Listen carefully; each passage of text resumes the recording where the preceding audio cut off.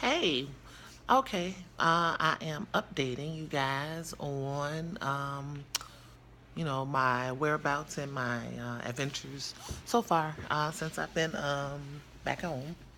Um, I took a drive to Alabama, um, looking at some trucks and stuff like that, and picking up my peeps. And it was interesting. I found a guy. He was selling 2012 Volvo for 350 a week, which that wasn't bad. That wasn't bad at all. So I wanted to look at some more stuff first before I actually commit to anything, because I'm more partial to the Cascadias, the Freightliners. I like Freightliner for a lot of reasons. They didn't seem to be so much of a gas guzzler like the Peterbilts was. And the Volvo, I don't know. The Volvo seem to have more problems to me, mechanical problems to me than the Freightliner did. So I don't know, but that's just like in my personal, um, experiences with the different trucks. So for me, I like the Freightliner.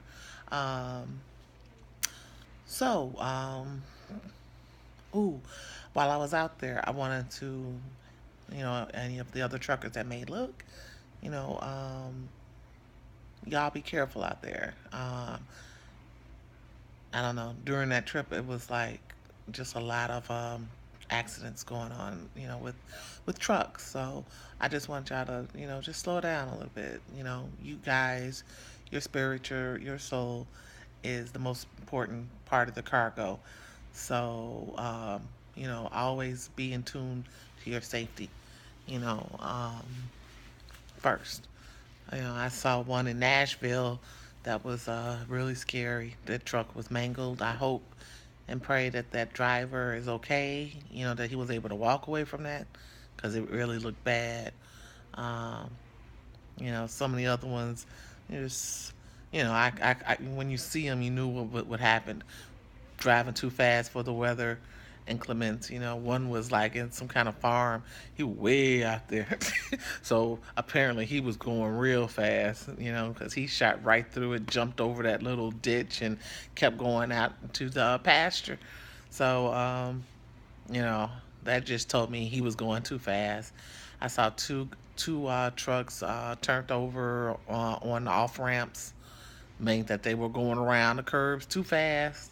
So y'all need to just please slow down, slow down, slow down.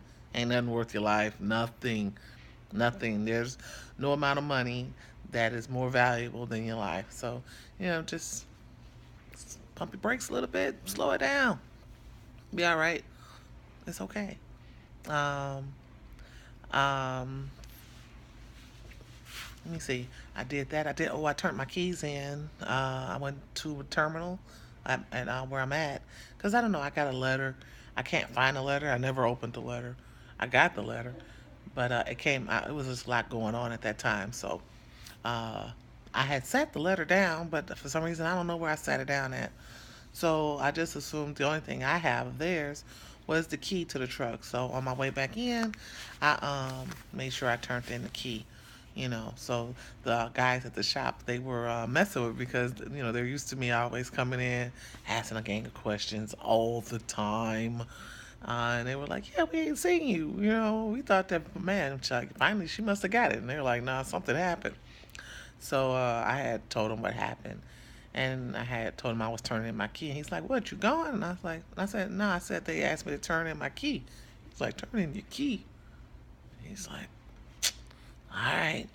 I was like, "I don't know," So uh, that's what I did. I turned in my key. I saw my truck. My truck was still in the front, sitting there. I gave it a hug, told her I missed her, you know, um, and all of that. So yeah, but that's about all I've been doing is just going around pricing, seeing how much it would cost to lease a truck. Um, And in the meantime, this is the Christmas season, so like I told y'all before, I do a lot of. I'm an artist, so right now I've just been at home creating. So I've done like a couple of more paintings. Um, yeah, I've done a couple of more paintings. I've been designing candlesticks and wine glasses, and I've been doing these. Anybody that's into like birth charts and stuff like this, I um, I create like my stones um, with your birth map on them. Um, I don't know. It was something I just did this for me, because this is mine. So um, this is like a 3D of how my birth chart looks. So people have been asking me about it, like coming up and like, what is that? That's interesting. And I kind of explained to them, the this, and some people kind of it's I don't know, it's bringing people to me because I met a couple of people that are into the stones and crystals, and they tell me their story. Like one lady, she does protection stones encased in bullet casings, which I thought was pretty cool. You know, I was like, okay, she said that way, she's protecting herself because so many people are getting like ran, especially where in Chicago, they're so many of them getting it's a lot of people getting shot. So she just said that, for her, she just felt that to put the stones and case them into the bullet casings, and it's sort of like a protection. So I kind of liked her method too. That was kind of creative and kind of cool. They were really cool. I said I'm gonna look her up online. Um, and we exchanged Instagram accounts. Because as usual, I got business cards, but I don't tend to run with them. It's just easier just to, say, yeah, hit me up on Instagram, hit me up on Facebook, you know, and because that's my phone is always there. I don't really answer phone calls too much, because if I don't know the number, I'll just let it go to voicemail and I'll listen to it, and then I'll come back to it. But if I see it on, if it comes up through Instagram, I tend to, and reply, more immediately that way. So it gets my attention. I can see exactly what's going on. So, but uh, another thing I've been doing, I've been making lip balm. I got some on now. It's all organic. I have two flavors, cocoa flower. It's got cocoa and peonies, and I got blessings. This is a old African blessing oil, kind of like what I call it. It's supposed to bring attraction of wealth and love and prosperity to you. So, um, I call it blessing. And it's not that's not what it's called, but I call it blessing. So, um, those are my two scents that I got. I like it because you see it keeps the shine on your lip, and it's still like really moist, but it's I don't know. Can you hear that? It's not oily. It's not oily at all. You have the oily look, so it gives you a shine, but it's not oily, and that's why I like it. Um, so, um, hmm. Yeah, but other than that, that's all I've been doing. Sitting here, um, working with my passive ways of income um, until I can get my butt back on my truck.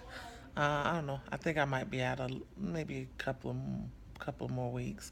I gotta go. I still got PT, so I know they're gonna be mad because I did push my arm, but like I said, it felt pretty good going coming back. I saw that I kind of aggravated, but like I said, I'm a little hard headed when it comes to following directions because, you know, I feel that, sickness is here. And so if you don't carry it here, then, you can work yourself through it. And that's what I try to do because I just don't like, being confined. Yeah, I guess it's sort of like how people would be if they were confined, like you broke your whole body and you're just confined to a bed because you've got a body cast on, but you're used to moving around, and I think that would just be like a little bit of a living hell, and that's how I am. Any kind of restriction for me is putting me into a living hell. So I don't like restricting myself. So I keep pushing it. And sometimes I do good. So far it's been good for me because I've achieved some mountains that, you know, Western medicine told me that I would not be able to do. So I'm a testimony to it. But I have never told, I don't think I've ever put that story out. But yeah, I have a testimony on that. Yep. This has been like a 5 year journey. I went from pretty much on my way to a wheelchair. Uh, I made it to the cane. I made it to the walker. They were starting to think about putting me in a wheelchair, and I refused to go. I wasn't going. Nope. And after that, I willed myself back. I willed it. I willed it. Me and the Social Security Board, we were fighting. They refused to give me my Social Security. I never understood why. I'm like, well, how sick you gotta be? Well, what? How bad you gotta be? But to me, I was thankful. And I'm saying I put it out there. I thank that judge that he didn't give it to me because the last time I saw him, I blanked out, kind of like because I had a vision of myself getting better. I had a vision of a different life than I was sitting in at that moment. So, um, mm-mm. I thank him because if I had gotten that settled, if I had gotten that Social Security, I would have been content living in that moment, and I would have been in hell emotionally. Right now I'm more emotionally freer. I'm physically stronger. I'm going. It just opened up different avenues because in our mind, we only have it that we think that we go to work, we go home, we go to work, we go home. You take care of your family, and that's the kind of like the little circle that we get ourselves on. But because of my illness, it showed me how strong I actually am. And I probably will talk about it a little bit more in depth at a later time because it is truly people who hear that story, they're like jaw dropping because I've been through some things, and I've come out a whole different person than who I was at the beginning. So on that, peace and blessings. I will chit chat with y'all again. Um, if I find that truck, I'll let y'all definitely know. Um, and that's about it. Peace.